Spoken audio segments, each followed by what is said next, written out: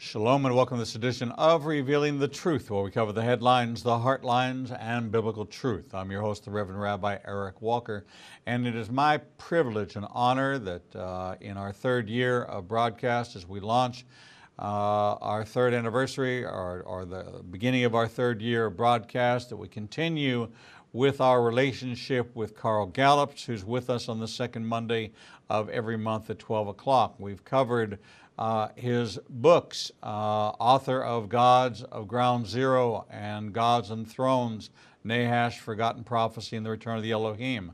We've covered When the Lion Roars, Understand the Implications of Ancient Prophecy for Our Time, and we've talked about his great lengthy history as the senior pastor of Hickory Hammock Baptist Church. But more importantly, he is the founder of the Internet PNN News and Ministry Network, ppsimmons.com, and a beloved brother and friend and author of a book which is coming out in February called The Rabbi, the Secret Message and the Identity of Messiah.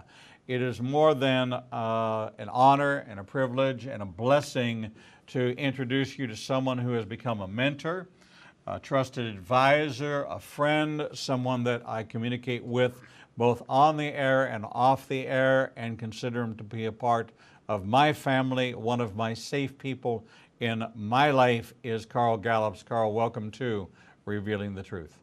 Back at you, Rabbi Eric. Everything you said, back to you. Thank you. It's an honor to be your friend and brother and fellow ambassador of the kingdom of Jesus Christ, and it's always a thrill for me to be on your show. So thanks for having me. Well, we're delighted. We get a lot of coverage. A lot of people watch it. A lot of people wait to hear what you and I have to talk about. And one of the things that, aside from the new book coming out, and I want to get to that because that is very, very exciting, and maybe we'll cover that exclusively in the second half hour, but there are some things happening around the world that people aren't aware of. You just shared with me a report out of China, and I find it to be fascinating what's going on in other countries that have biblical import, because China, which is the nation of Sin in the Bible, they are mentioned in the Bible. Most people don't see it as China, but S-I-N, the nation of Sin, is mentioned in the Bible, and that is China. So it does have biblical implications when we talk about this 200 million man army, when we talk about this dry river bed, and have a clear path to be able to mobilize troops all the way from this path down the Euphrates to be able to mobilize from China all the way to into Israel on a dry river bed that's wide enough to support the traffic of heavy artillery and equipment and armed personnel carriers and troops, if it is in fact somewhere of a nation of that sort, as we begin to look at where this army is going to come from and why the significance of the dry riverbed and why it being a highway, along that highway that was the path where the merchants of the East brought and came all the way down as they came down from China all the way into Egypt. So they do play a lot of reference points in the Bible, although there's only a couple of very specific references. They're certainly a player. What's been going on, and what's the latest that you're reading coming out of China?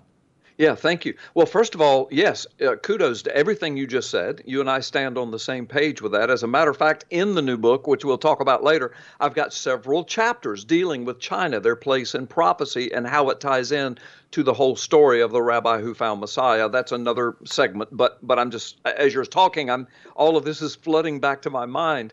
But also, what I wanted to speak with your audience about, perhaps many of them saw this because it was all over the internet, and it came first out of the New York Times, so a major mainstream media source, not some back channel conspiracy site. It was picked up everywhere, and there was a headline just a few days ago. In fact, I shared this from my pulpit yesterday morning. In fact, these two articles I'm going to reference, I shared right from my pulpit Sunday morning and went right to the biblical nature of the whole thing. But here's the deal. New York Times headline, I don't have it right in front of me, so I'm going to paraphrase, but your audience can look it up on the search engines and they'll find it. It says, China says We need more men to mentor our boys. Our boys are becoming more effeminate. And as you read the article, you discover that the Chinese leadership, most of them being atheists, as you and I know, and persecutors of the church, by the way, they are literally, when you read this article, they're panicking. They're freaking out. They're calling for more men teachers in their school system, more men mentors, more men that can act as role models, because they're noticing this sweeping, nationally globalistic phenomena of the feminizing of their men, and they're deeply concerned about it. All right, now take that and set it aside for a moment. That was New York Times just a couple of days ago. A couple of days prior to that, the article I picked up on was Fox News, but I tracked down its resources, and it was from the American Psychiatric Association, and it was picked up in most of the mainstream, well, all of the mainstream media and Christian news networks, etc. I saw the article on Fox News. Just a few days before China releases their appeal to their nation, one of the largest populated nation on the planet. By the way, the second largest Christian population of a singular nation on the planet. More people in the United States profess to be Christians than any other nation of the world. Now, I'm not saying all people in the United States that profess it are born-again, Jesus-loving Christians, but about 70% of our population says that they are born-again believers. China is slated to surpass that in the year 2030 or before. So you're dealing with the two largest Christian nations on the planet. You see the spiritual implications here. One of them is crying out, our men are becoming more effeminate. Our men are becoming demasculinized. We've got to have some help. We've got to have men to stand up and be real men and to introduce manliness back to our boys. Our boys are becoming feminized. 2 days prior to that, the American Psychiatric Association lamblasts traditional masculinity. And what they mean is American masculinity. That's what they mean, but they're not saying it. They don't bemoan hyper-masculinity. They don't bemoan perverted masculinity, where somebody just goes around all pumped up and hating and beating everybody up. And you know, they don't do that. They call it traditional masculinity. Well, what does that mean? I mean, we could do a whole show on the definition of traditional masculinity, but the American Psychiatric Association puts out a report, the result of a study. The mainstream media picks it up and lauds it, and they talk about this famous medical association, this highly esteemed medical association. And the American Psychiatric Association is saying that being a male in America, in the American culture, is, quote, this is their word, dangerous. And then they go on to say it develops homophobia, it develops violence, and they just go down misogynistic behavior. They go down this list of these horrible things that you and I know, brother, are the result of human sin nature, not masculinity. Listen, there are women that are homophobes. There are women that are violent. There are women that hate other women. There are women that hate men. This is not a man thing. It's not a woman thing. It is a human thing.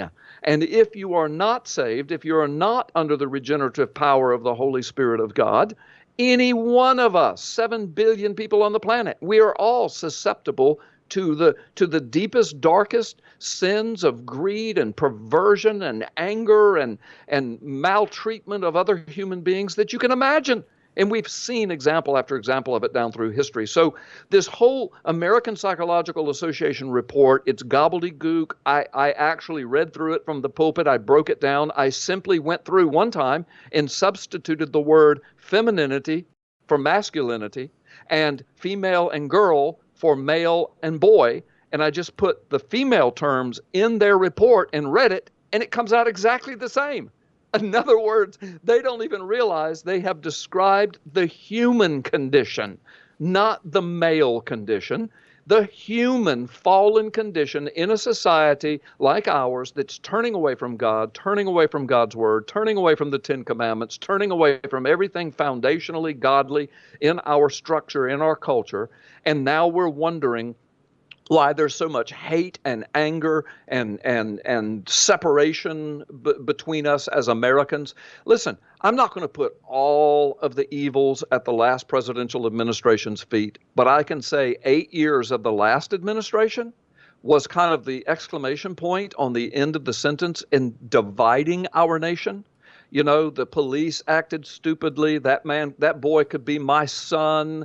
Black Lives Matter, on. And then the mantra that came out of all that hatred, the vitriol, the apology tour, America's evil, America's horrible. I mean, that is what divided the nation. That had a huge part in stirring up anger and emotion in people's lives. Then when the edict was issued by that administration to the public school system in the United States of America, affecting tens and tens and tens and tens of millions of people and children, that little boys and little girls should be able to shower together and dress together and change together. I mean, that created division and anger and angst and, yes, even hatred.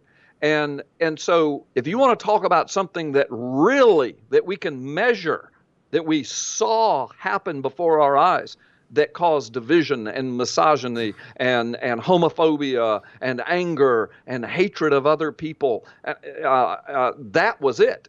But just the fact that you and I are males, and I would say that you and I are traditional males, and I don't know how they would define that, but by traditional, I'm thinking I'm attracted to women and not men. Not being ugly, I'm just saying that's traditional manhood. I want to be monogamous with my wife, and I have been, by the way, and will be, lest I be killed by her. But I want to be a man of God. I want to have some righteousness in my life. I want to have some sincerity, some integrity in my life. I have a protector mechanism in me. I don't care who it is. If I'm out in public in a mall and I see somebody being abused, that kicks in on me. I mean, I used to be a cop for 11 years. Maybe it's some of that too. But I also think it's something about traditional masculinity, things that God builds in the lives of most men. Not all men are equal. We don't come out cookie cutter. I get that. Some men lean a little more towards the emotional side. Some are so super stoic that you can hardly even get them to speak. And some are more in the middle, like I think probably you and I are. So the bottom line is, this whole perverted mess of trying to either to feminize men, to make them more effeminate, to get in touch with their feelings and emotions. And the American Psychiatric Association said that was the remedy, to get men to be more in touch with feelings and emotions. Well, I get that, but only if it is under the direction of the Holy Spirit. Otherwise, if I operate totally by feelings, instead of God's word and a foundation, I can go off into the deepest perversions that you've ever thought of. So the bottom line, and I want to get this across to your audience, and they know this, you've got a brilliant audience, and I know I'm preaching to the choir talking to you about it, but look what's happening, brother. This perversion, this depravity of mind that the Bible spoke of that would come in the last days, it is now global. From China, the heaviest populated nation on the earth, with the second largest concentration of Christians living in it, the United States of America, the largest concentration of Christians in any singular nation, the most prolific hyperpower that the world has ever seen. There's never been a nation, and I'm even going to use the word empire, although we're not an empire, but you think of the Persian Empire, the Roman Empire, the Ottoman Empire, the Greek Empire. They couldn't hold a candle to the power and the might that the United States has, and it's the largest Christian nation that supports Israel, supports Jerusalem as the capital of Israel. I mean, so you think of this, China, which is in the Bible by name, and actually, as you said, seen, it translates to China of today, but in those ancient biblical days, it was a collection of Asiatic nation states that would later become what we would call China. But you've got these two hugely populated, Christian populated nations, and the attack is aimed at the identity of men first, and the identity of women, because at the same time that men are becoming feminized, there is a demonic attack on womanhood to become more masculine and less feminine, and to usurp whatever responsibilities and accountabilities God gave men. There's that demonic presence that's sweeping the globe now, and this demonic attack on childhood and the gender of little boys and the gender of little girls. And we need to teach them that they can switch genders and that it depends upon what? How they feel, you see. So you've got all of these forces now working for the first time in the history of humanity that are going global because of the instantaneous information communication networks that are now available: cell phones, internet, satellite technology, cable television, satellite television, all of these communication techniques. Now the perversion of mankind, every thought and intention of man is becoming evil all over the globe, and all flesh is becoming corrupt. Gee, does that sound anything familiar to the scriptures? Jesus said it would be this way. So right popping out of the headlines, Rabbi Eric, of this week, China, our boys are more like women than like men. Nationwide, we have a crisis. This is what the Chinese leader said, not me. And then just a few days prior, in America, the American Psychiatric Association, lauded as a prestigious medical group by the mainstream media, they're warning Americans we need to feminize our boys a lot more. They're just too masculine. They're too male. There's too much testosterone running through our nation, and this is dangerous because it can lead to violence and homophobia and all these things. Brother, this is demonic. It's an attack on the seed of the womb of the woman. Of course, the ultimate seed being Jesus Christ, but since the church is born, now we're the seed, if you will, and the satanic attack upon the womb, abortion holocaust globally, gender dysphoria becoming global, the feminization of men, now China, the United States becoming global. In the meantime, borders are collapsing. Terrorism is running rampant. I mean, if people cannot see the prophetic implications of this, oh my goodness. Well, I know your audience does because you keep them posted on this. But anyway, thanks for letting me unpack this. I know it took a long time, but you can tell I'm pretty passionate about it. This is demonic. I see it for what it is. I don't just read a headline and say, oh, well, they're having trouble with boys in China. Oh, American Psychiatric Association's gone crazy again. No, I see it for what it is. This is an all-out demonic assault in these last days before the return of Jesus Christ.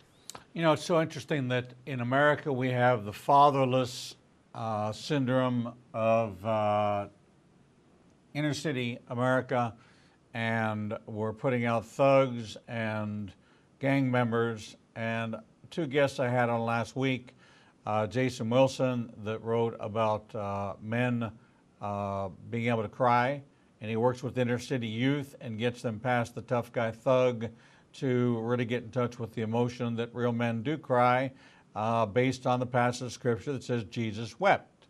And so this, if we're supposed to follow in this model, not that we're supposed to be weak, but we are supposed to be in touch with our full body, mind, and soul, spirit, and have everything lined up. If Jesus wept, then it's certainly good enough for us. The other one was Casey Diaz, who was an incarcerated El Salvadorian thug, gang member, rose at 11 years old to be called the famous Casey, was incarcerated, took a plea deal on a murder, figuring if he took a plea deal on one murder, they wouldn't look at all the rest to prosecute him for, and took 12 years, 8 months in a penitentiary in California, was moved into solitary confinement, and was going to be spending 8 years in solitary confinement. In year 5, Jesus appeared to him on this cell block wall as if it was the old, what was it, 8mm reel, whatever it was, and he could hear the clicking of the film, and it was Jesus speaking to him and carrying his cross and setting his cross up and climbing up on the cross and holding out his arms and having the nails supernaturally appeared and saying that I'm going to take my last breath for you, Casey Diaz, Darwin. He called him Darwin, which was his first name. And I'm going to die for your sins. And he actually heard the breath leave the body of Jesus. And he heard the Lord tell him, go ask for a chaplain. And he didn't know what a chaplain was. It was not a word that was familiar with or a concept. And he went to rap on the door of his solitary confinement cell, and the door swung open. And I said to him, you realize you had an experience that Peter had. Yes, And I thought the same thing. He said, I've been telling this story for 15 years. They're the first person to ever say that I had an experience that Peter had. Now you've given me just complete, I was humbled by the story to begin with. Now I am so incredibly humbled that you would compare me to a Peter whose door flew open, of course, and we know the rest of the story. But here was a man that was exhibiting this manly behavior, of course, of thuggery. Then you have these Chinese that are not exhibiting manly behavior at all. And then you have this problem we have in America with the fatherless. And you see how Satan is working on all aspects, on every part of a man. Yes. Because if he can break the man down, he can subjugate the man. And this is the message of Islam. This is going to be the message of the Antichrist. He's going to come along and make a covenant with many that he's going to take care of all your needs. That's what a lot of men are looking to hear. Somebody's going to they want to be a mama's boy. Well, then they can be a mama's boy. Somebody's going to take care of all their needs. They're going to have all this given to them, and it plays very handily. And unless we look at it through a biblical lens, we're going to miss out on the subtlety of all these things that are happening around us and not make the connection that these are the wiles of the enemy, and they're playing out in unusual ways in diverse places. Yes, yes, yes. You know, you're absolutely right. And, you know, listen, I don't know, I'm not looking at the clock here. I really have an illustration that I think would be invaluable for your audience. It would take me 5 or 6 minutes to unpack it, though. Okay, well, then let's go to break. Right now, we're at the 25 of the hour, perfect time for our break. We're going to take a short break, and when we come back, we're going to return with Carl Gallops, who is a featured guest here on Revealing the Truth. You can visit his bio, his profile, and a link to all his books at ignitingnation.com. Click on Featured Guests, and these are handpicked by me. We have 17 now of like-minded, Dr. Michael Lake, Dr. Michael Heiser, Derek Gilbert, Carl Gallops. We have Dr. Mark Baker, who deals with shame. We have just an incredible roster of featured guests. Joel Richardson is joining us as a featured guest on this program to talk about Mount Sinai, to talk about the Islamic Antichrist, to talk about the fabulous breakthrough work he's doing. We're in partnership with the Skywatch TV team and their authors through Defender Publishing, and all of us are coming together. Rabbi Zev Porat is a part of that. It is an honored group of just incredible.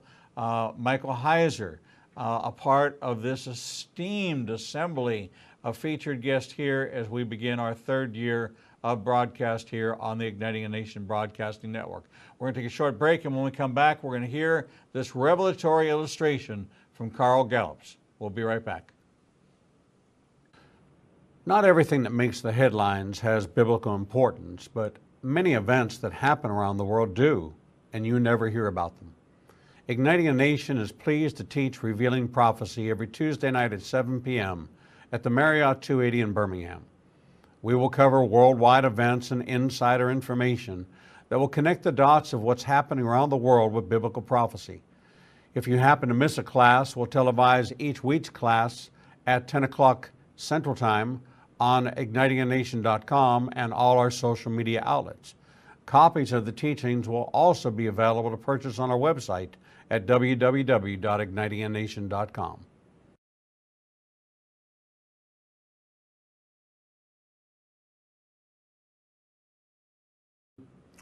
The Lord meets you right where you are, and so does Igniting a Nation's new live streaming outlets. You can now watch Revealing the Truth, Revealing the Bible, and Prophecy Revealed simulcast live each Monday through Friday from 10 a.m. to 1 o'clock p.m. Central Standard Time on YouTube Live, Facebook Live, Vimeo, Periscope, and through our website, www.ignitinganation.com. No matter what device you are using, our program will automatically scale so you won't have to miss a single program. And if you happen to miss an episode, you can always subscribe to the Igniting a Nation YouTube channel and access over 1,000 interviews and never miss your favorite authors, special guests, and topics that interest you the most. There are lots of ways to see Israel, but nothing compares to seeing the land of the book and the people of the book through the eyes of two Jewish believers who can take you on a journey that will bring the entire Bible to life. When you join Rabbi Eric Walker and his #1 rated tour guide, Edo Canaan, in Israel, you'll experience incredible teachings, first-class accommodations, and actually walk where Jesus walked. You will experience the Bible transforming from black and white into living color, and you will never see the Bible in the same way again. For more information, visit us at www.ignitinganation.com/events. The Lord contends with what contends with you, and Igniting a Nation is committed to bringing to light each and every issue that faces a believer's life. Our live stream programming and teachings take you on a journey to finding biblical truth from a wide variety of experts who share their insights into a deeper walk with the Lord. We have assembled the most comprehensive panel of experts in the fields of prophecy, caregiving, healing from trauma, shame, and abuse, and so much more. We continue to expand our teachings and programming to meet your needs. We're committed to healing the nations with biblical truth.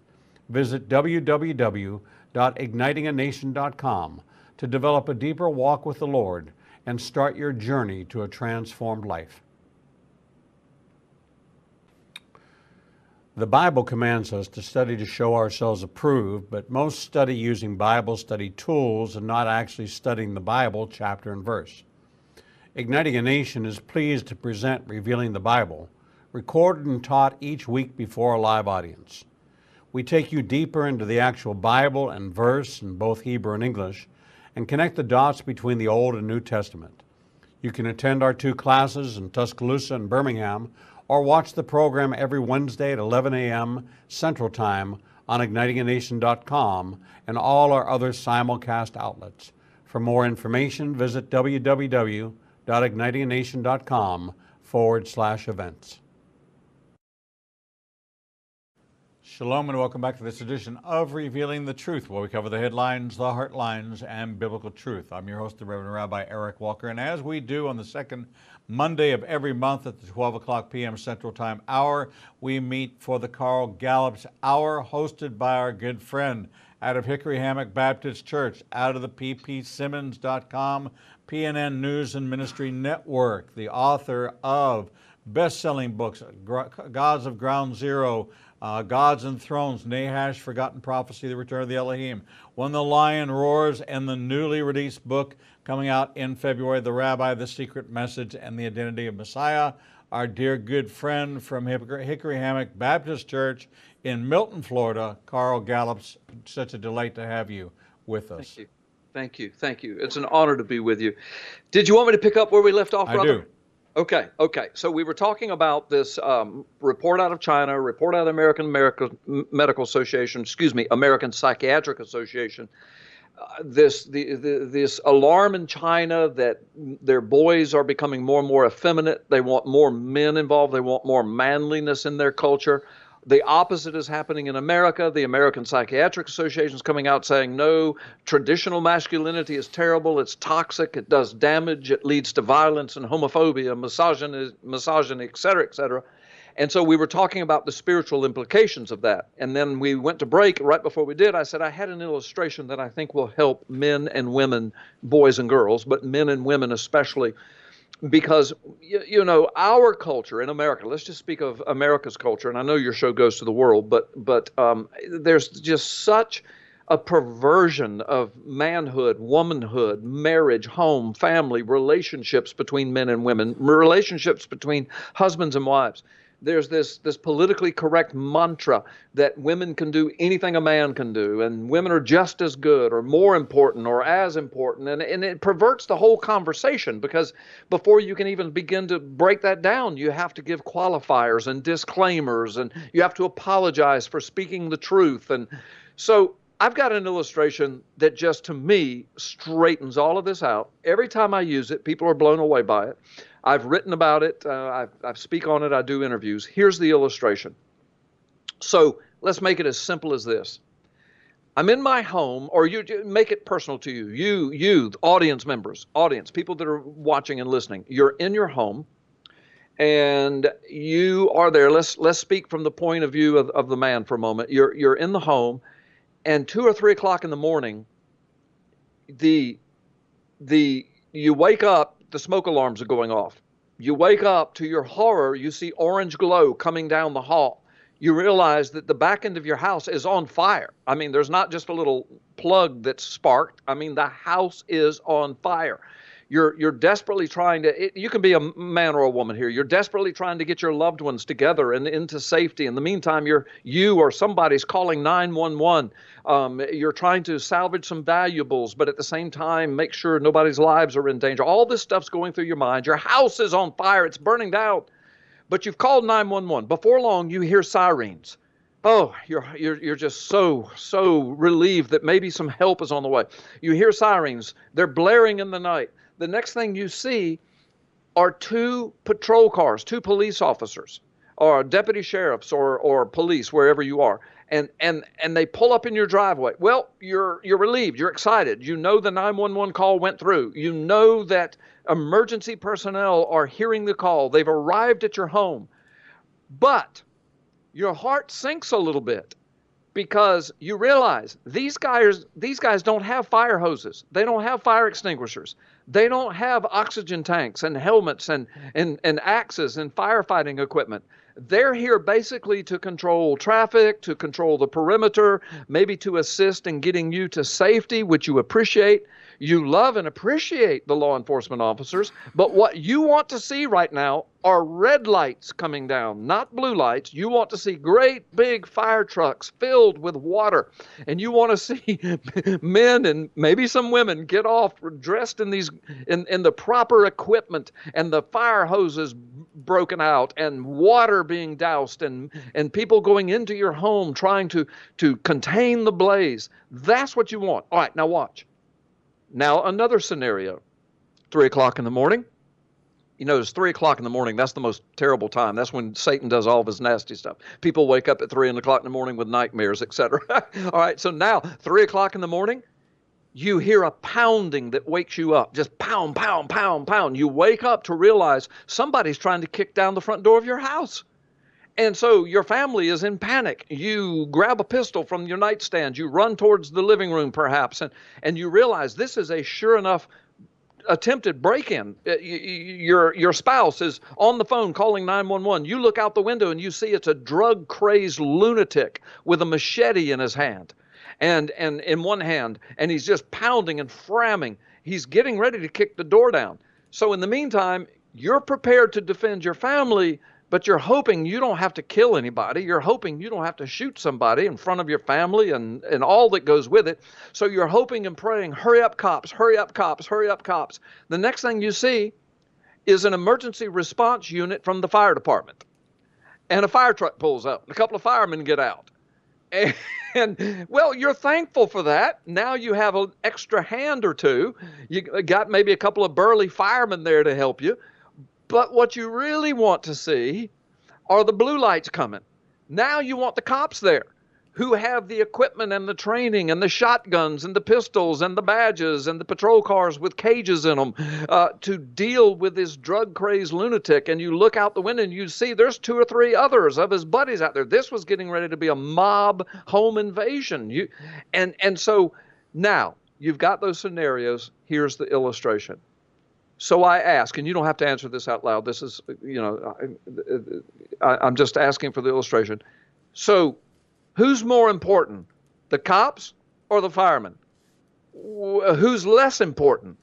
Who's the most important to our society?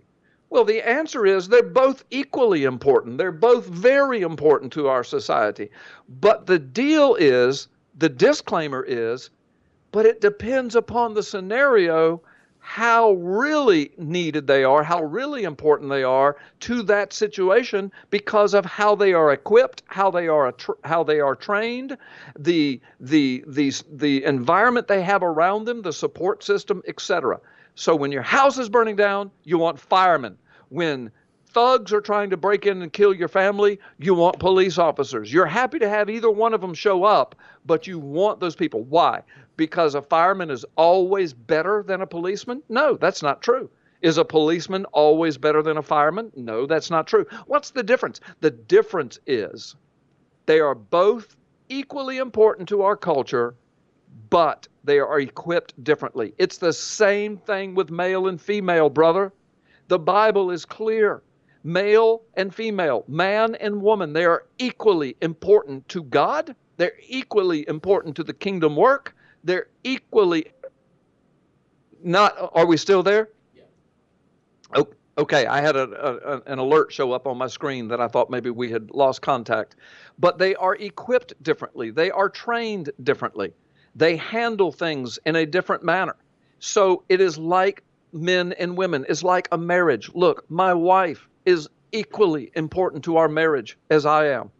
My wife brings an equal amount, if you will, of all kinds of her gifts to the marriage that I do.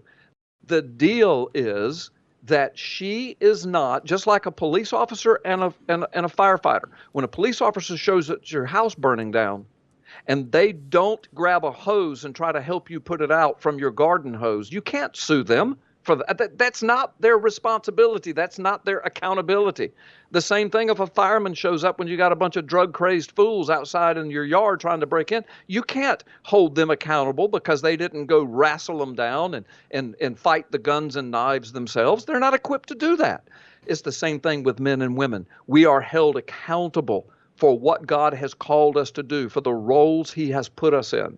And we are equally important. We are equally valuable to the world, to the kingdom, to marriages, homes, and families, but we are equipped differently. God expects different accountability out of us. He has assigned different roles to us. He has made us differently so that when we go together, like cops and firemen, you put those two together, we've got an awesome city with some real servants. And you can add to that the ambulance people, the doctors, the surgeons, the nurses, all of these people, different roles, equally important in different situations. It's the same with male and female. And the quicker we can get that through our mind, this is how God created it, Brother Eric, as you know, that if you want to be blessed by God, then do what Paul said, seek the most excellent way. And I say to women, you seek to be an excellent woman of God. Celebrate your femininity. Celebrate your womanhood. Celebrate how God has made you so that you fit together with not only your husband, the man, but with men in general. And the same thing with men. Celebrate your manhood. Celebrate what you're supposed to be. Celebrate your role. Celebrate your responsibilities. And do your best to lift up and exalt the women in your life, if it's your wife, in a very special, special way to exalt her. But all of the women in your life, understanding that the men and women complete each other. Please forgive me for being trite and quoting a movie line, but we complete each other. That's what the Word of God says. God says this is very good, that the men and the women be slightly different in their psyche, very different in their physical abilities, but yet both human, both in the image of God, both important to the kingdom, equally important as human beings to the world, but with different roles and different accountabilities. The quicker we can get that in our heads and teach that to our children, teach the boys to become men, teach the girls to become women, and teach them how they go together, the more we can get the kingdom work done. But you see what Satan's doing. He's perverting all of this. He's perverting manhood. He's perverting womanhood. He's perverting marriage, home, family. He's perverting gender. He's perverting the little girls. He's perverting the little boys. He's perverting it all through abortion, through psychological manipulation. It's a part of the last days delusion. Does that illustration help, brother? Completely and totally. It paints a complete portrait as to what's going on, why the body is eroding, mentors, both male and female, grandparents who are taking a more active role. We've lost our way as to family values, and with the absentee father in the inner city, we've created a whole nother program from identity, and this paves the way for the advancement of Islam, which says that, hey, you don't need to join this gang or this gang, you become a part of a family. And we're seeing that happen in the prison system as more prisoners are joining together with this family. They're getting rights, they're getting privileges, they're getting somebody that they could join the larger body. And that's the Islam where it's growing behind the scenes that doesn't make the media. It's not jihad, it's not the blowing up of a building, it's not a hostage situation, but yet it's permeating our inner city and our places of incarceration, and is growing. This is the message of Louis Farrakhan. And everybody says, well, why wouldn't you hate him? Why wouldn't you despise him? Why wouldn't you label him an anti-Semite? Why would he even be allowed to have a place in this nation? And it's because he has so many followers that happen to be incarcerated. There's over 2 million men incarcerated in America, and that's quite an army once they get out and they've joined together to raise the numbers in America of who they consider to be members of the Nation of Islam. So there's just a number of factors and a number of issues going on at play.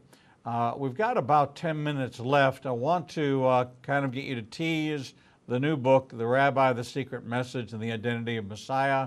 It's a very exciting work. It's already brought threats to Zev Porat in Israel by Yad Lechem, which is an anti-missionary group that is already nervous about the release of this expose and the insights that it brings into the Jewish community that will be a part of talking to the remnant of Israel that has had this partial blinding. And it uses a narrative of a rabbi as opposed to trying to convince a Christian through a teaching on Romans 11 as to how to create the great omission to a population that they have provoked for the last 1,800 years, and not to jealousy. So it becomes a tool that bypasses the whole mess, if you will, of what Christianity has done to Jews over the course of the last 18 centuries. And it kind of uses a standalone tool, the same way I came to faith, was in terms I understood, in a language I understood, in a scenario I understood, and an identity that I can understand without stop being Jewish. And That's so right. you lose me at, well, when did you convert? Right. I didn't convert to anything. And Right. why would I? When did you convert?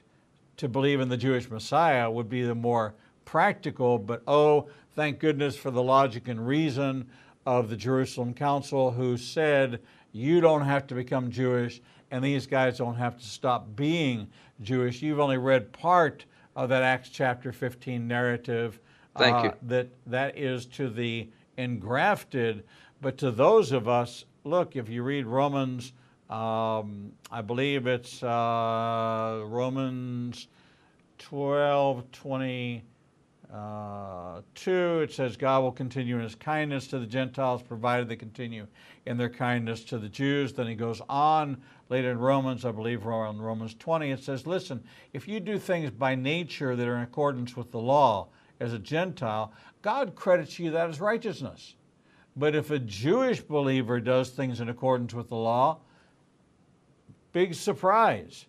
That's what they were trained to do. That's what they were. And so when Paul writes and says, you know, all these things that you were trained to do, all these things that you learned how to do, I'm not telling you to throw all that away. I'm telling you to play it out without causing another to have to adopt that, because God's got his own plan of how he's going to honor the righteousness of the Gentiles. So here we have this rabbi, the secret message, in the identity of Messiah, and something that you and Rabbi Zev Porat have collaborated on. Yes, we did collaborate on it.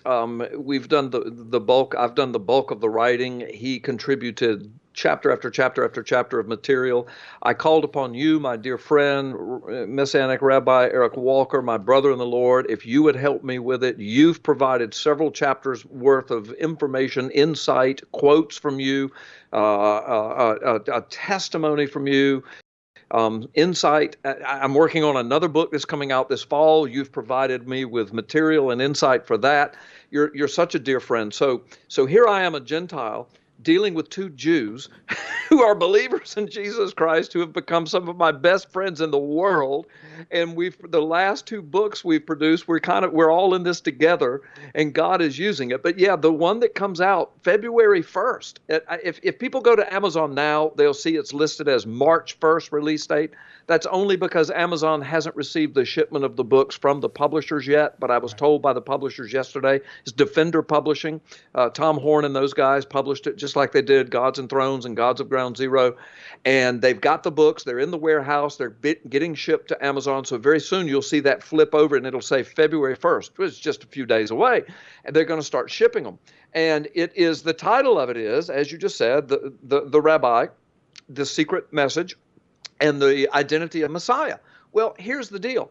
It's the continuation of the story of the first book I wrote called The Rabbi Who Found Messiah, the story of Yitzhak Kaduri. And people say, well, why would you want to do this? Like a part two. Well, but this book can be read totally on its own. It's a standalone book. I kind of retell, I don't just rehash, but I retell the foundational story, but then I go into what has happened since then. And brother, what has happened since then is nothing short of supernatural. It is absolutely unexplainable, human-wise, the things that have happened and are still happening right now all over Israel, all over the United States. By the way, in China, in the depths and hearts of China, this story is resonating and changing churches, changing communities, and changing lives. Jews are being saved. Muslim imams are being saved, brother. I've actually got a firsthand story from Rabbi Zev Porat himself, who names the name of the guy and tells the whole story of how a Muslim imam came to Christ because of the Rabbi Who Found Messiah and his story. Now, you're right, Yad Lakim. They hate this story. They hate me. They hate Zev. They're going to hate you now. But they are the ACLU of Israel, if you will. They just, anything Christian they hate. And they call themselves an anti-missionary organization. Listen, I don't hate them. I'm speaking kind of, passionately about them, but they attack me. They attack Zev. They attack us continually. I don't hate them. I get it. I understand where they're coming from. They're trying to protect their turf, just like the rabbis in Jesus' day did. But the deal is, they're involved in the deep state and the fake news of this story, and many other people are, and we expose it, and we name names. We do it very judiciously, very graciously. We report nothing but the facts, and it's all backed up with references. There's no name calling. It's not a disparaging book. It's written in biographical format between me and Zev and you. It is written almost like a novel. In fact, Tom Horn read it, and he said, if I didn't know this story was true, it reads like some kind of a Raiders of the Lost Ark kind of thing, He said, if I didn't know this story is true, I would swear that this was just a fictional piece. But he says, but I know, he says, you've got it all referenced. He said, I've been researching it myself. I've been studying this for years. Everything you're saying is true. It's just, but most of the world doesn't know it yet. But I have a feeling they're getting ready to know it. I know Defender is sending me to Israel in May with a film crew. I'm going to meet up with Zev. I think you're going to be in area too. We're going to do some filming together to make a documentary about this as well. So that's my brief. I mean, there's so much to this book, brother. We could do 10 shows on this, book alone, with all of the different things we expose, the biblical truths, the biblical teaching, the teaching on the whole story of Yitzhak Kaduri and how he defined Jesus as Messiah, the most famous, venerated rabbi in modern Israel's history, dies and leaves a note saying that Jesus is the real Messiah. But prior to leaving the note, he had been teaching his own students secretly in his yeshiva that Jesus is the Messiah. And there are 13 of them right now today who have come out publicly, and some of them have had to move. They've had to leave their cities, their homes, their towns, and shift around under false identities because of the persecution against them, because they have come out and said, yes, Rabbi Kaduri said Jesus is Messiah. To help our listeners understand from an American point of view, that would be like if Billy Graham left a note saying that Muhammad was Messiah. Right. I mean, to the Jewish mind, that's what they're thinking. That's as anathema it can't be. But it is, it's real, it's true, it's changing the world. Thank you for letting me unpack that. Yeah, 300,000 Jews attended Rabbi Kaduri's funeral. This was a man who was the president of Israel gave the eulogy. Right. It is exactly like a Billy Graham proclaiming that Muhammad was the Messiah. And I'm thankful that you endured some personal persecution for the release of this story in its first iteration, that the enemy didn't want it to be, wanted harm to come to you. And I just remember in Genesis 50, where Joseph stands before his brothers and said, what you meant for evil, God worked for his good, so that many would be saved. You now have some freedoms you didn't have before. And we have some partnerships we didn't have before. And we have these vessels and vehicles in order to take this globally that we did not have before. That's right. And God has seen fit to put his hand upon this work and bless this so that the nations will hear, and my people will hear in a language that they understand and an identification with someone that they recognize and say, you know what, if it was good enough for Rabbi Kaduri, it just might be good enough for me. And we might just see the largest Jewish revival take place in 2,000 years, because the misnomer was the Jews rejected Jesus. No, in the first 200 years, almost 1 million Jews accepted Jesus, and I'm looking for that number today. Carl Gallops, special featured guest here on the second Monday of every month at 12 o'clock p.m. for the Carl Gallops Hour. We look forward to seeing you right back here next month. I believe it is on February the 11th, and we will gather back after the book is released and talk in depth about the book and how it's being received and what people are saying about it, and be able to explore a little bit more in depth into the content of the book with the book in hand. So I wish you many blessings for you and your family, to Pamela and to all those, to Brandon and to all those who are part of your life and your family and your ministry, and wish you a very happy and healthy new year. And same to you, my brother. God bless you. May the Lord bless you and keep you always. Thank you. Thank you. We're going to take a short break, and when we come back, we'll bring you the next edition of Revealing the Truth.